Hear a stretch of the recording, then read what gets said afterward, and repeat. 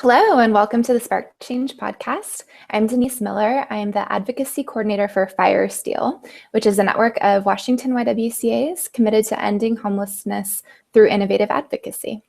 And I'm Erin Murphy. I'm the director of community engagement for the YWCA Seattle Kingston Homish. Yeah, and so today's podcast is actually going to be a pretty short one because we're just sharing one resource, which is the new StoryCorps app.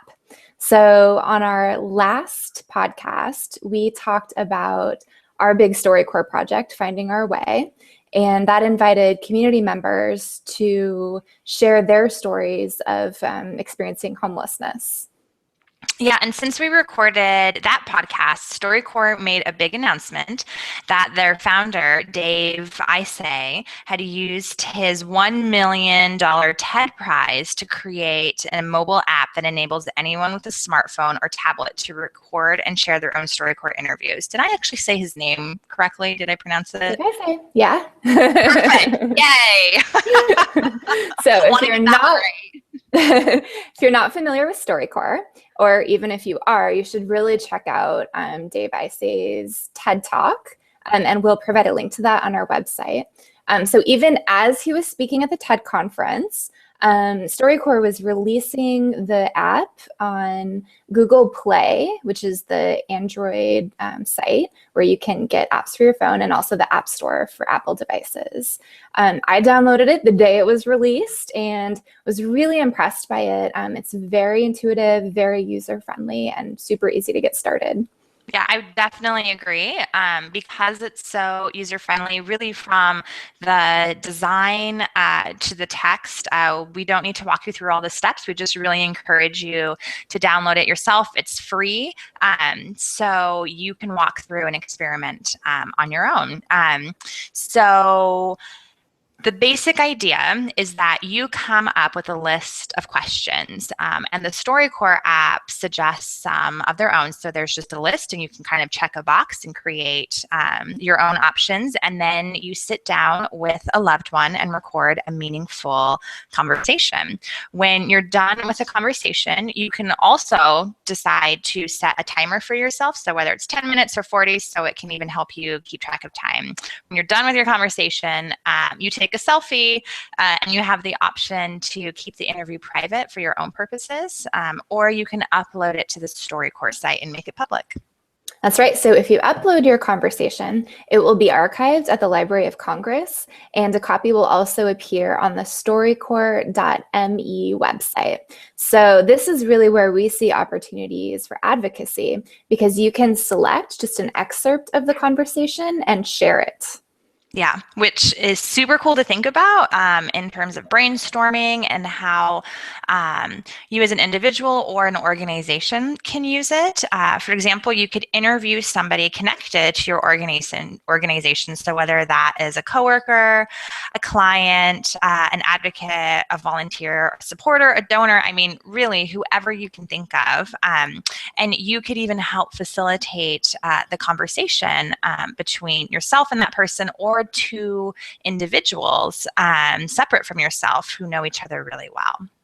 Yeah, and I'll say that just the experience of participating in the StoryCorps interview is really powerful. I got to do a lot of them last summer. Yeah, and it was awesome. Experience, Denise. Yeah. Yes. So one StoryCorps tagline is "Listening is an act of love." That's absolutely true. These interviews are a great bonding experience for the people who participate in them.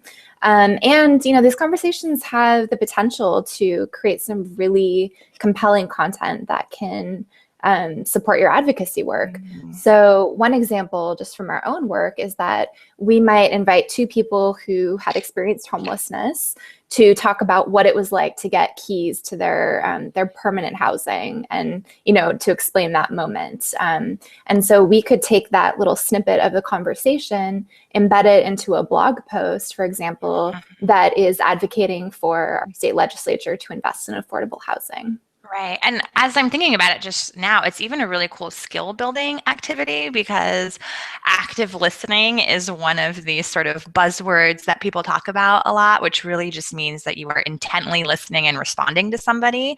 And in order to do an interview of this sort, you have to be doing just that, active listening. So it's just a really good skill building exercise as well. That's right. There's just a lot of possibilities. It's super Yeah. exciting. So that is it for today. We just really encourage you to have fun downloading it and playing with it. A reminder that at Firesteel, we test a lot of new media tools as we advocate for ending homelessness.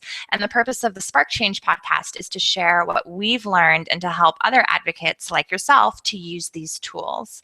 Please let us know what you think of Spark Change so far. Your feedback always helps us shape future episodes. And where can people find Spark Change, Denise?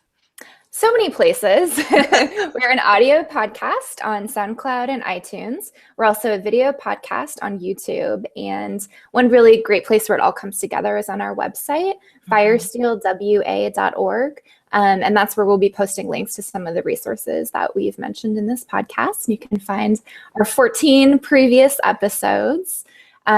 We also just want to take a moment to highlight some events that are coming up related to StoryCorps.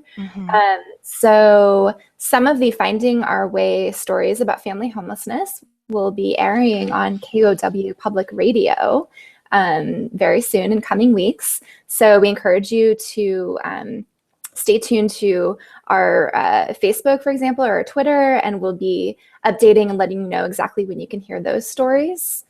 And on a related note, there is an event that KOW and the Gates Foundation in Seattle U are hosting on May 19th. That will be at the Gates Foundation Visitor Center. Yeah, we expect registration will go really quick, so register now if you're interested.